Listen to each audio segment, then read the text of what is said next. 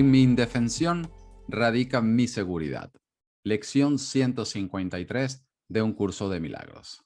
Es muy frecuente en esta lección cometer la clásica confusión de niveles. Para ello es muy importante tener presente la estrategia del ego, la metafísica de un curso de milagros para que entendamos exactamente cómo practicar con esta lección. Lo he comentado en más de una ocasión, pero es un buen momento para repasar toda esta estrategia del ego. El gran propósito de todo este montaje es que perdamos de vista que somos una mente que tiene el poder de elegir en contra del sistema del ego y de la culpabilidad, y que además la alternativa por la que se puede decidir ya se encuentra dentro de la mente. Esta estrategia tiene dos escudos del olvido, como diría, por ejemplo, en la lección 136. Primero, creemos que el pecado ha sido real, que nos hemos podido separar de Dios, que lo hemos atacado. Son todos sinónimos. Y aunque es evidente que eso es imposible y es lo que el Espíritu Santo nos recuerda, que es el principio de la expiación, para poder mirar hacia otro lado, este sistema de pensamiento del ego pone una fábula de terror en la mente: pecado, culpa y miedo.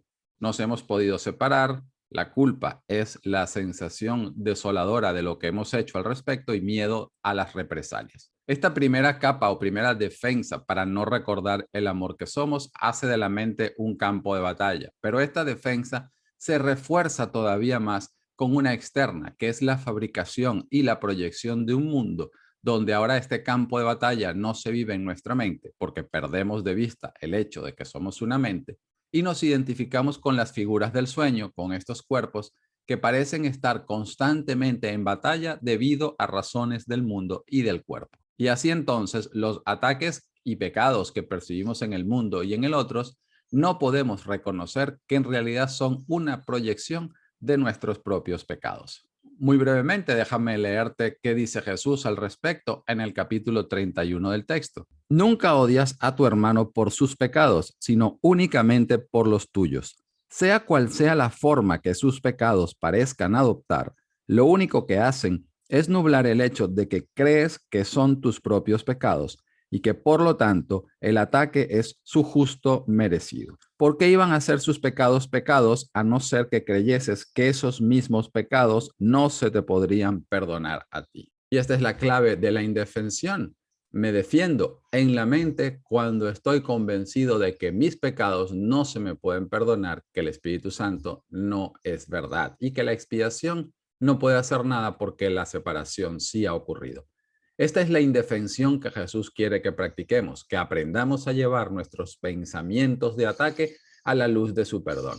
Cada vez que protegemos a alguno de ellos, cada vez que defendemos el ser del especialismo que hemos preferido ser, en realidad lo que estamos haciendo es perdiendo de vista nuestra seguridad y atacándonos. Soy José Mandé y te doy la bienvenida a otra sesión más de comentarios y reflexiones acerca de las lecciones de un curso de milagros. Si sientes que te ayudan los vídeos, déjame abajo tus comentarios, compártelos o también puedes suscribirte al canal.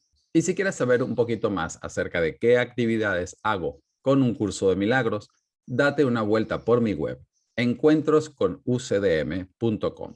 Como siempre, antes de comenzar el trabajo con la lección, haz una lectura sosegada de todo el material. Comencemos pues con la lectura de la lección. En mi indefensión radica mi seguridad.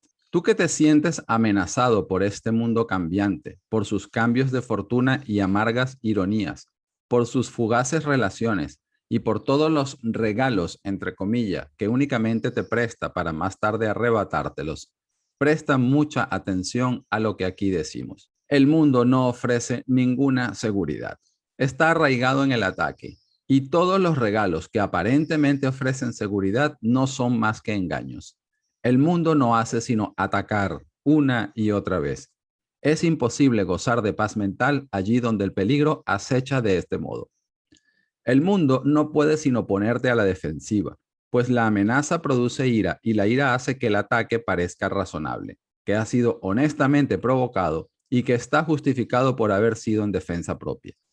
Una actitud defensiva, no obstante, supone una doble amenaza, pues da testimonio de la debilidad y establece un sistema de defensas que simplemente no es viable.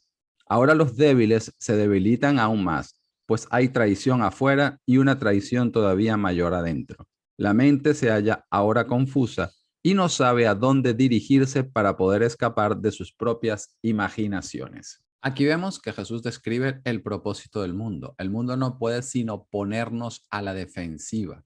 Es muy importante tener en cuenta que este sistema de pensamiento del ego es demencial, porque elegir la debilidad, para nosotros es sinónimo entonces de triunfar sobre Dios y de fortaleza. Y el resultado inevitable, pues no es sino la proyección de un mundo físico y de cuerpos, donde ahora la vulnerabilidad se vuelve la realidad. Y es entonces cuando nos preocupamos con las defensas del cuerpo, cómo reafianzamos la creencia en el ataque, en la debilidad y la vulnerabilidad en la mente.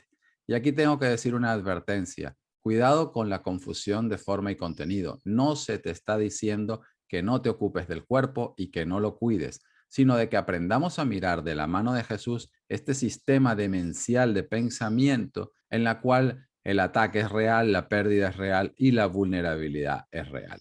El mundo no te puede ofrecer seguridad.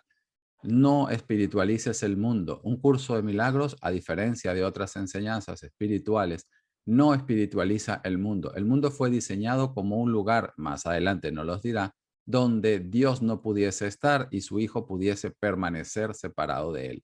El mundo está arraigado en la culpabilidad y en el ataque.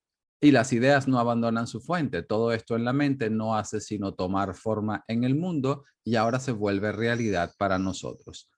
Nos dice Jesús en el capítulo 31, el mundo que ves es el resultado inevitable de la lección que enseña que el Hijo de Dios es culpable. Es un mundo de terror y desesperación. En él no hay la más mínima esperanza de hallar felicidad. Ningún plan que puedas idear para tu seguridad jamás tendrá éxito. No puedes buscar dicha en él y esperar encontrarla. Y todo esto está perfectamente diseñado para justificar entonces nuestra desesperación, nuestra frustración y nuestra ira. No obstante, una de las lecciones importantes que tenemos que aprender de la mano de Jesús es cómo reaccionar a todos estos pensamientos de ataque sin ataque, para que entonces podamos ir atravesando todas estas nubes de la culpabilidad hacia la expiación en nuestra mente. Nos dice Jesús en el anexo de psicoterapia, la tarea del espíritu, en realidad la psicoterapia, tal y como se dice en este panfleto, tiene una única función. Y nos dice, su única función consiste en última instancia en ayudar al paciente a lidiar con un error fundamental, la creencia de que la ira le puede proporcionar algo que él realmente desea y de que al justificar su ataque se está protegiendo a sí mismo. En la medida en que llegue a darse cuenta de que eso es un error, en esa misma medida se ha salvado. Y ahí es donde podemos entender entonces todo el propósito del mundo otra vez, porque todas las situaciones en las que aparentemente estamos, en las cuales somos injustamente tratados, traicionados, nos desesperamos por no poder satisfacer nuestras necesidades de especialismo, todo esto parece justificar la ira. Y la ira no hace otra cosa que proteger la proyección. Es algo que no nos gusta mirar. Jesús ya nos lo dice en el capítulo 31 cuando habla de la cara de la inocencia. Pero tras bastidores lo que estamos haciendo es armando el arsenal y reforzando esta idea de que el ataque puede proporcionarnos algo que verdaderamente deseamos.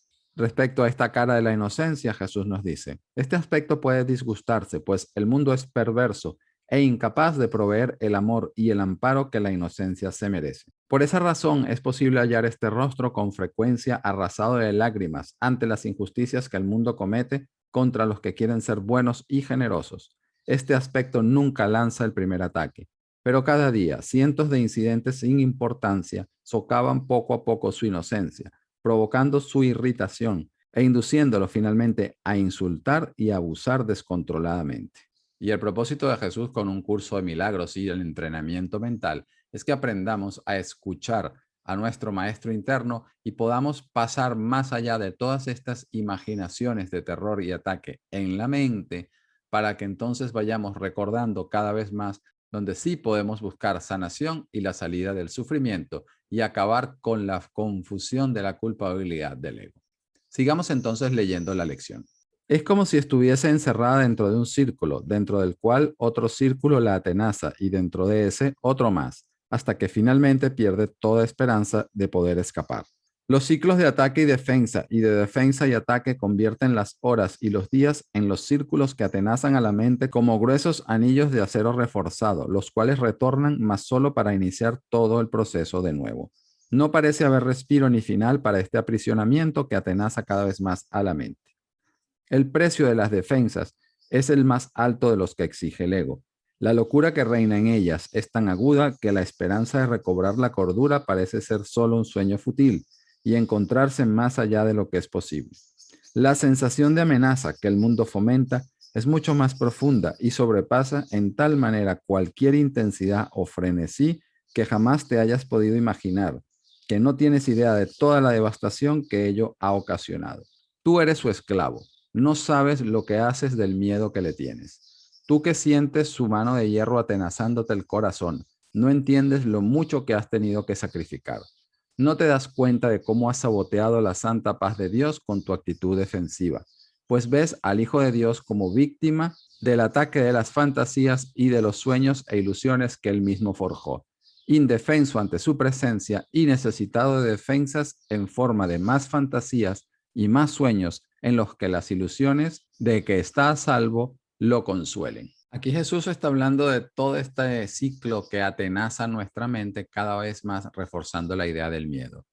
Está la idea de la separación, del ataque, de la culpa, uno o el otro, o es como Dios nos ha creado o es como nosotros queremos ser, especiales, diferentes, autónomos. Nos defendemos en contra de ver lo absurdo de este deseo de ser especial con el sistema de pensamiento del ego, que esto hace que nos identifiquemos con un cuerpo en un mundo donde ahora el campo de batalla parece estar ahí. Vivimos este principio de uno o el otro mata o muere a nivel de cuerpos y de relaciones especiales. Y entonces nuestra actitud defensiva no hace sino reforzar en nuestra mente que el ataque ha sido real y que se ha podido llevar a cabo. Es una estrategia muy sutil del ego porque en el cuerpo con el que nos hemos identificado es vulnerable y no puede dejar de defenderse. No se trata de comportamiento, no se trata de forma. Esto es muy importante. Siempre se trata de contenido. Se trata de que aprendamos a mirar con Jesús cómo estas dinámicas están intentando fortalecer nuestra creencia de que estamos separados y de que somos vulnerables. Por eso, lo único que es cuerdo en estos instantes es entender en estos momentos de ataque y contraataque cuál es el propósito que todo esto tiene y hacernos a un lado y pedir ayuda a nuestro maestro. Jesús nos está diciendo que esta devastación en la mente es realmente mucho mayor y el dolor en la mente es mucho mayor que lo que aparenta ser en nuestras vidas. No importa lo trágicas o lo dolorosas que aparenten ser, Jesús nos está diciendo que esto no es nada comparado con la fantasía de culpa, terror y miedo en la mente. Y es por eso que nos dice que entonces las ilusiones nos sirven de consuelo. No necesariamente tienen por qué ser ilusiones agradables en nuestra forma. Todas las ilusiones tienen el propósito de hacerme perder conciencia de que soy una mente que puede elegir la expiación. Así que no importa si el dolor parece encontrarse en el mundo o el placer parece encontrarse en el mundo y en el cuerpo, me está consolando del hecho de que no tengo ahora que cambiar de decisión en la mente porque he pensado que eso es todavía peor. Y por eso necesitamos ayuda de nuestro maestro, porque en realidad no distinguimos la diferencia entre aprisionamiento o libertad o entre dicha y dolor. Por ejemplo, nos dice Jesús en el texto, en el capítulo 7, el Espíritu Santo te dirigirá solo a fin de evitarte dolor. Obviamente nadie se opondría a este objetivo si lo reconociese. Mas el problema no estriba en si lo que el Espíritu Santo dice es verdad o no, sino en si quieres escucharle o no. No puedes reconocer lo que es doloroso de la misma manera en que tampoco sabes lo que es dichoso. Y de hecho, eres muy propenso a confundir ambas cosas. La función primordial del Espíritu Santo es enseñarte a distinguir entre una cosa y la otra. Lo que a ti te hace dichoso le causa dolor al ego, y mientras tengas dudas con respecto a lo que eres, seguirás confundiendo la dicha con el dolor. Y es en esta confusión, en esta identificación con nuestro ser especial en la mente y con el sistema de pensamiento del ego, como nuestra manera de mantenernos con vida, entre comillas, como nos volvemos esclavos y prisioneros de este Dios de la enfermedad. Nos dice Jesús en el capítulo 17 del texto. Que el ego se mantiene alerta por si surge cualquier amenaza y la parte de tu mente en la que el ego fue aceptado está ansiosa por conservar su propia razón tal como la entiende. No se da cuenta de que es completamente demente. Mas tú tienes que darte cuenta exactamente de lo que esto significa si quieres que se te restituya la cordura. Los dementes protegen su sistema de pensamiento, pero lo hacen de manera demente. Y todas sus defensas son tan dementes como lo que supuestamente tienen que proteger. No hay nada en la separación, ni razón, entre comillas, ni atributo, ni ningún aspecto que no sea demente. Y su protección, entre comillas, que es parte de ella, es tan demente como toda ella. Por lo tanto, la relación especial, su principal defensa, no puede sino ser demente. Y es en el contexto entonces de las relaciones especiales donde nos vemos con estas actitudes defensivas y poniendo en práctica el principio de uno o el otro, tratando así entonces de reforzar el remachado aprendizaje del sistema de pensamiento del ego en nuestra mente. Y las defensas entonces no nos protegen, sino en realidad están reforzando con esta actitud en la mente la causa del problema.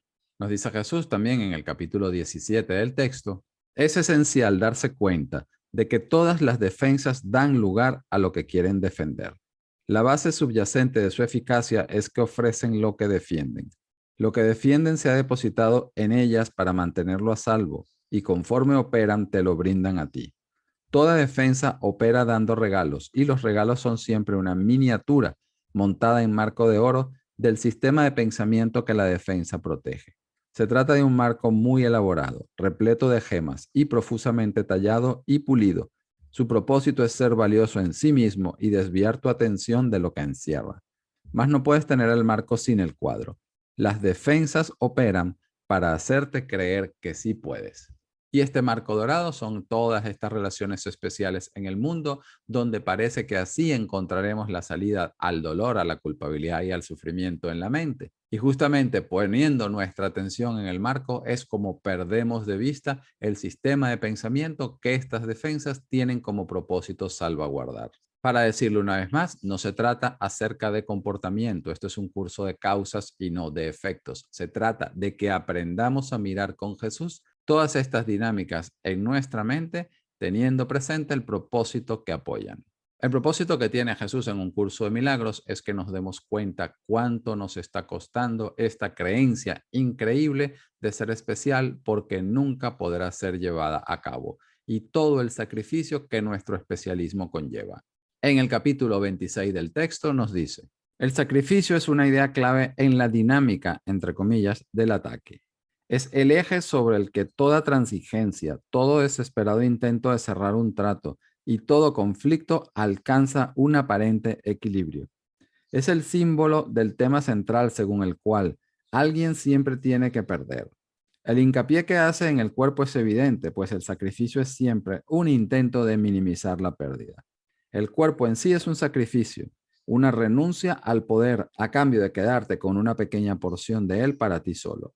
Ver a un hermano en otro cuerpo separado del tuyo es la expresión del deseo de ver únicamente una pequeña parte de él y de sacrificar el resto. Y mientras veas a tu hermano como un cuerpo aparte de ti y separado dentro de su celda, estarás exigiendo que tanto tú como él os sacrifiquéis. ¿Qué mayor sacrificio puede haber que exigirle al Hijo de Dios que se perciba a sí mismo sin su Padre, o que su Padre esté sin su Hijo? Sin embargo, todo sacrificio exige que estén separados y el uno sin el otro. El recuerdo de Dios se niega si se le exige a alguien algún sacrificio. No obstante, podemos estar contentos, gracias a Dios, que nada de esto ha podido ser real. Estamos aprendiendo a perdonar a nuestro Padre por el especialismo que no nos pudo conceder. Nos dice un poquito más adelante, en el mismo capítulo 26, puedes perder de vista la unicidad, pero no puedes sacrificar su realidad. Tampoco puedes perder aquello que quieres sacrificar, ni impedir que el Espíritu Santo lleve a cabo su misión de mostrarte que la unicidad no se ha perdido. Sigamos entonces con la lectura de la lección. La indefensión es fortaleza, da testimonio de que has reconocido al Cristo en ti. Tal vez recuerdes que el texto afirma que siempre eliges entre la fortaleza de Cristo y tu propia debilidad, la cual se ve como algo aparte de él. La indefensión jamás puede ser atacada porque reconoce una fuerza tan inmensa que ante ella el ataque es absurdo. O un juego tonto que un niño cansado jugaría cuando tiene tanto sueño que ya ni se acuerda de lo que quiere. Cualquier actitud defensiva implica debilidad. Proclama que has negado al Cristo y que ahora temes la ira de su Padre. ¿Qué puede salvarte ahora del delirio de un Dios iracundo cuya aterrante imagen crees ver tras todos los males del mundo? ¿Qué otra cosa sino las ilusiones podrían defenderte ahora, cuando son las ilusiones contra lo que estás luchando? Nos decía Jesús en este capítulo 31 del texto que cada vez que nos sintamos tentados de percibirnos indefensos y en el infierno, recordáramos, soy tal como Dios me creó. El Hijo de Dios no puede sufrir y yo soy su Hijo. Y así invitáramos a la fortaleza de Cristo a reinar en este instante santo en la mente, en donde antes habíamos elegido la debilidad del ego en su lugar. Este Dios con minúsculas, el Dios del ego, es impotente ante lo que el Espíritu Santo nos recuerda. Por eso, la única desesperación de este sistema de pensamiento del ego es que perdamos de vista el hecho de que somos una mente que puede elegir la alternativa de la sanación. Y la puerta abierta es la indefensión en nuestra mente. No juzgarnos, no culparnos por todo lo negro del sistema de pensamiento que veamos dentro, no importa qué parezca justificarlo o dónde parezca haberse originado, es básicamente algo de lo que nos aprendemos a responsabilizar y no lo defendemos y se lo entregamos a nuestro maestro. Es entonces cuando la indefensión se prueba a ser la verdadera fortaleza. Lo vuelvo a decir una vez más porque en esta lección es muy común que confundamos forma y contenido. No se trata de que no cuides tu cuerpo, de que no vayas a la policía y pongas una denuncia o de que no te pongas protector solar si vas a la playa. No se te está diciendo que evites las defensas a nivel corporal, sino que seas consciente del propósito que apoyan y entonces en instantes santos con tu maestro podrás ir liberando tu mente de esta imaginaria necesidad de defenderse y de atacar. Sigamos entonces con la lectura de la lección. Hoy no vamos a jugar tales juegos infantiles, pues nuestro verdadero propósito es salvar al mundo y no estamos dispuestos a intercambiar el gozo infinito que nos brinda llevar a cabo nuestra función por insensateces.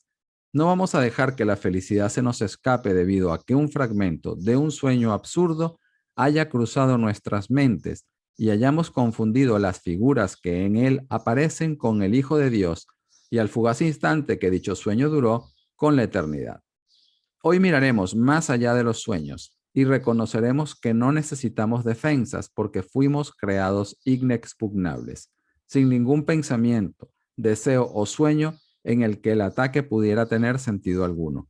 Ahora nos es imposible temer, pues hemos dejado atrás todos los pensamientos temerosos y en la indefensión nos erguimos protegidos, con la tranquila certeza de que ahora estamos a salvo, seguros de la salvación, seguros de que llevamos a cabo el propósito que hemos elegido a medida que nuestro ministerio vaya impartiendo su santa bendición por todo el mundo.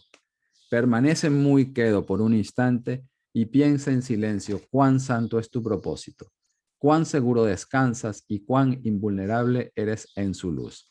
Los ministros de Dios han elegido dejar que la verdad more con ellos. ¿Quién es más santo que ellos? ¿Quién podría estar más seguro de que su felicidad está plenamente garantizada?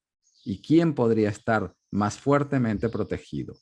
¿Qué defensa podrían necesitar los que se cuentan entre los elegidos de Dios al haber sido esa su elección así como la de ellos? No se está hablando de hacer un ministerio externo en la forma, sino de aprender a mirar de la mano de nuestro maestro interno más allá de todos los sueños donde reina el principio de la separación, de la culpa y del especialismo del ego hacia el recuerdo de lo que somos.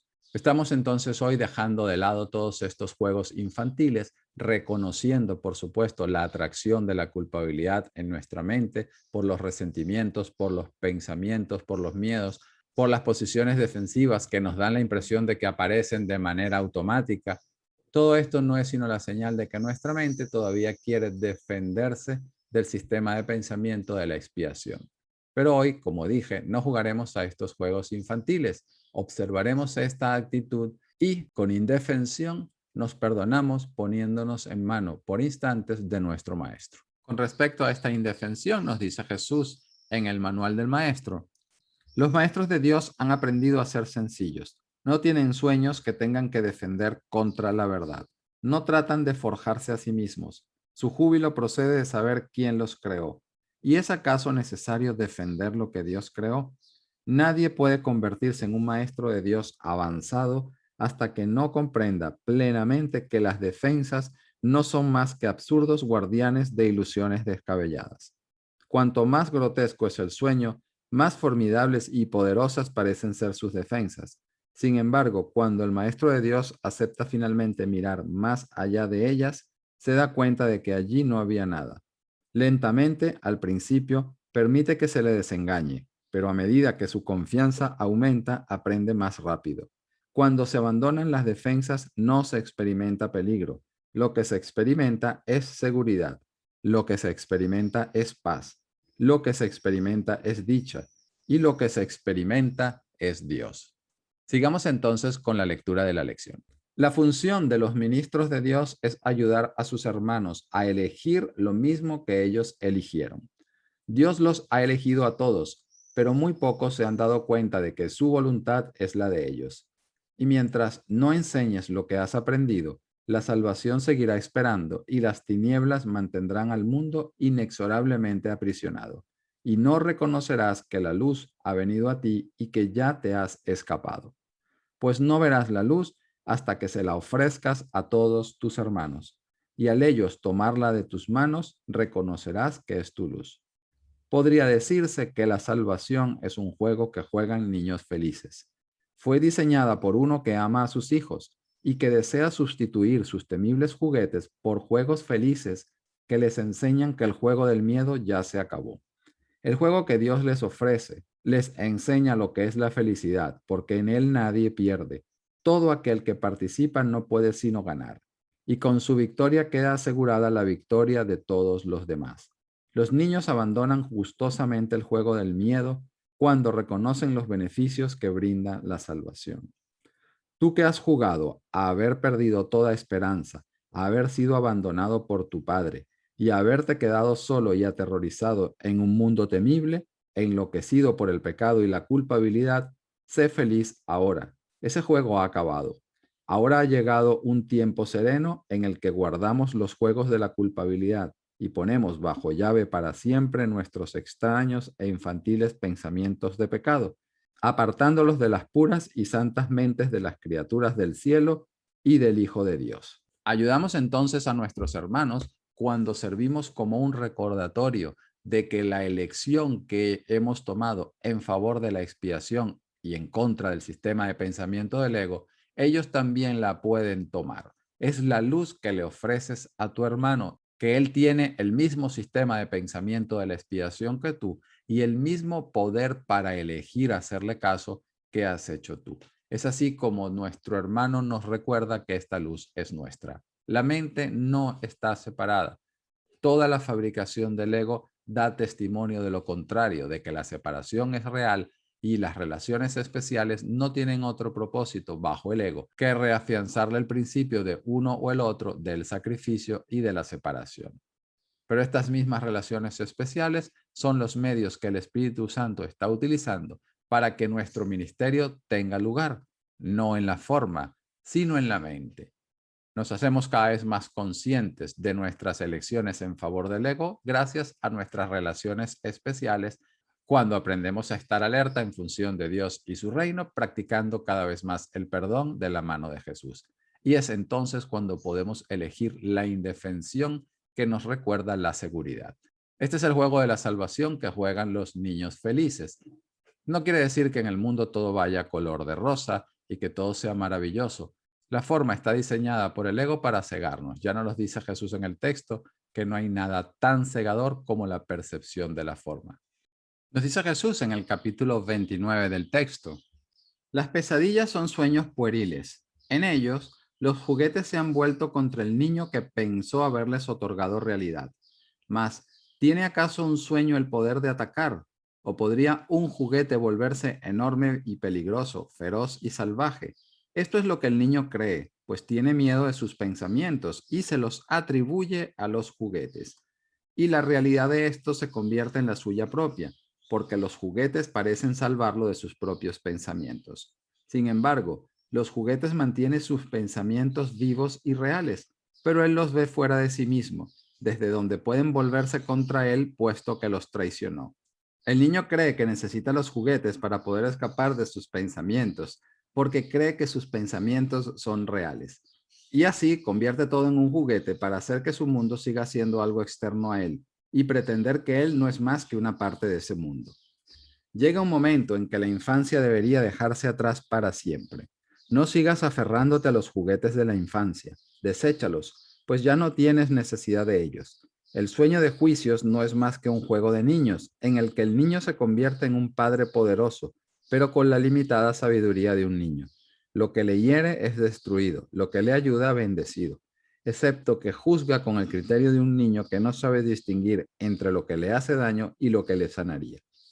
Cosas adversas parecen acontecerle y tiene miedo del caos que ve en un mundo que cree gobernado por las leyes que él mismo promulgó. El mundo real, no obstante, no se ve afectado por el mundo que él cree real, ni sus leyes han cambiado porque él no las entienda. El mundo real es también un sueño, excepto que en él los personajes han cambiado y no se ven como ídolos traicioneros. El mundo real es un sueño en el que no se usa a nadie para que sea el sustituto de otra cosa, ni tampoco se le interpone entre los pensamientos que la mente concibe y lo que ve. No se usa a nadie para lo que no es, pues las cosas infantiles hace mucho que se dejaron atrás, y lo que una vez fue un sueño de juicios se ha convertido ahora en un sueño donde todo es dicha porque ese es su propósito. Ahí solo pueden tener lugar sueños de perdón, pues el tiempo está a punto de finalizar y las figuras que entran a formar parte del sueño se perciben ahora como hermanos, a los que ya no se juzga, sino que se les ama. Sigamos entonces con la lectura de la lección. Nos detenemos solo por un instante más para jugar nuestro último juego feliz en esta tierra, y luego pasamos a ocupar el lugar que nos corresponde allí donde mora la verdad y donde los juegos no tienen sentido. Y así acaba la historia. Permite que este día haga que su último capítulo se acerque más al mundo, para que cada cual comprenda que el cuento que lee, en el que se le habla de un destino aterrador, de esperanzas truncadas, de irrisorias defensas contra una venganza de la que ya no hay escapatoria, no es sino su propia fantasía delirante.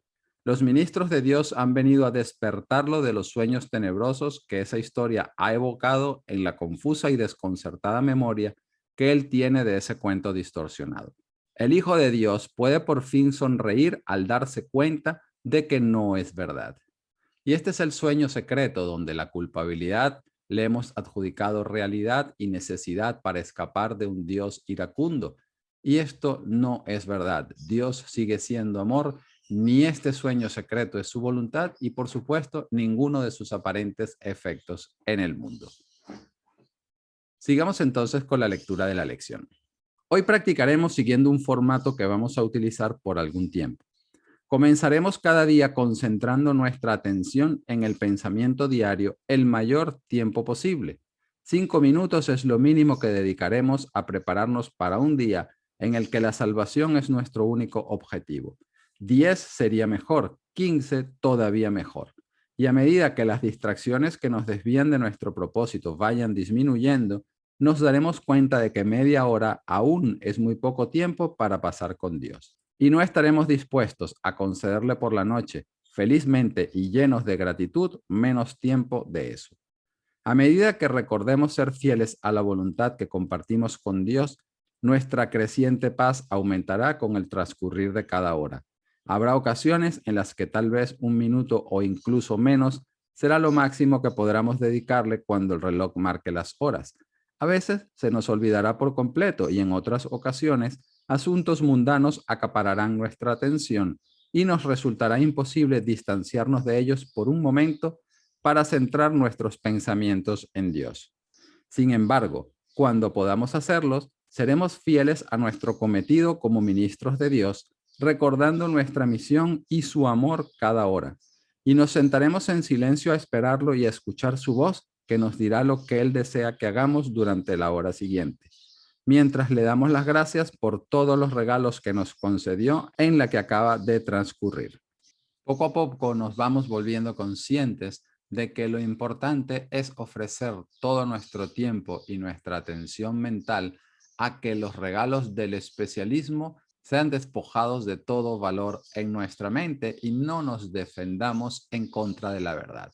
Poco a poco nos daremos cuenta que es nuestro verdadero deseo, nuestra verdadera voluntad, estar en presencia del recordatorio de Dios. Jesús es muy práctico y sabe que hay resistencias, a veces se nos olvidará, a veces los asuntos mundanos no parecerán permitirnos que pasemos el tiempo cuando pase cada hora, pero cuando nos sea posible, pues recordemos que nuestra verdadera función, que es la llave de la felicidad, es en realidad el trabajo que vinimos a hacer aquí. Y entonces gustosamente dejemos todos estos pensamientos de especialismo a un lado y dediquemos a estar en presencia de la voz que habla por Dios, que ya nos dirá, entre comillas, lo que tenemos que hacer la hora siguiente. Y le daremos gracias también por habernos acompañado en la hora previa a mirar todos estos juicios, pensamientos de ataque y defensas que no sabíamos nos estaban manteniendo prisioneros del infierno. Y vamos finalmente a acabar con la lectura de la lección. Con el tiempo y la práctica, nunca más dejarás de pensar en Él o de oír su amorosa voz guiando tus pasos por serenos rumbos por los que caminarás en un estado de absoluta indefensión. Pues sabrás que el cielo va contigo. No permitirás que tu mente se aparte de Él un solo instante, aun cuando tu tiempo transcurra ofreciéndole la salvación al mundo. ¿Dudas acaso de que Él no vaya a hacer que esto sea posible para ti, que has elegido llevar a cabo su plan para la salvación del mundo, así como para la tuya? Nuestro tema de hoy es nuestra indefensión. Nos revestimos de ella mientras nos preparamos para afrontar el día. Nos alzamos fuertes en Cristo y dejamos que nuestra debilidad desaparezca al recordar que su fortaleza mora en nosotros. A lo largo del día nos recordaremos a nosotros mismos que Él permanece a nuestro lado y que nuestra debilidad nunca carece del apoyo de su fortaleza. Invocaremos su fortaleza cada vez que sintamos que la amenaza de nuestras defensas socava nuestra certeza de propósito. Nos detendremos por un momento al oírle decir, aquí estoy. Tu práctica empezará a adquirir ahora la vehemencia del amor para ayudarte a evitar que tu mente se desvíe de su propósito. No tengas miedo ni timidez. No hay duda de que alcanzarás tu objetivo final. Los ministros de Dios jamás pueden fracasar, pues el amor, la fortaleza y la paz que irradia desde ellos a todos sus hermanos proceden de Él. Esos son los dones que Él te ha dado. Estar libre de toda defensa es todo lo que necesitas darle a cambio. Dejas a un lado únicamente lo que nunca fue real a fin de contemplar a Cristo y ver su impecabilidad. Ya nos dice Jesús que con el tiempo y la práctica cada vez pensaremos más en Él, en nuestro Maestro interno, en nuestro camino de regreso a Dios. Dejando claro entonces que el perdón es un proceso en el que nos vamos embarcando cada vez con más amabilidad y conciencia. Cada vez que los pensamientos de especialismo, las defensas, el miedo, los ataques parezcan requerir esta urgente sensación de hacer algo, podemos sencillamente recordar que no tenemos que tener miedo. Tal y como Jesús nos dice en el curso, si supiéramos quién camina a nuestro lado, sería imposible que pudiésemos tener miedo. Y sin este miedo en la mente por parte al castigo, que no es sino nuestra imaginada fantasía, sino el amor de Dios como nuestro anhelo recuerdo, todas las defensas se vuelven innecesarias y cuando se vuelven innecesarias, voluntariamente se abandonan. Nos dice que nuestra práctica comenzará a tener cada vez más la vehemencia del amor. Él sabe lo propensos que somos a distraernos en nuestras proyecciones y el miedo que le tenemos a la sanación, pero cada vez más vamos a tomar más conciencia de ello y con más resolución vamos a dejar todo esto a un lado, vamos a deponer nuestras armas y vamos a permitir que la indefensión nos recuerde que la fortaleza de Cristo ya es nuestra. Nos dice que no seamos tímidos porque no podemos fallar. Estamos haciendo justamente lo que la voluntad de Dios dispone para nosotros. Nosotros queremos sanar de todo dolor, aflicción y sufrimiento y la voluntad de Dios es que su Hijo siempre esté sano. Nos dice Jesús en el curso, en el epílogo, al final de la clarificación de términos, No olvides que una vez que esta jornada ha comenzado, el final es seguro. Las dudas te asaltarán una y otra vez a lo largo del camino y luego se aplacarán solo para volver a surgir. El final, no obstante, es indudable.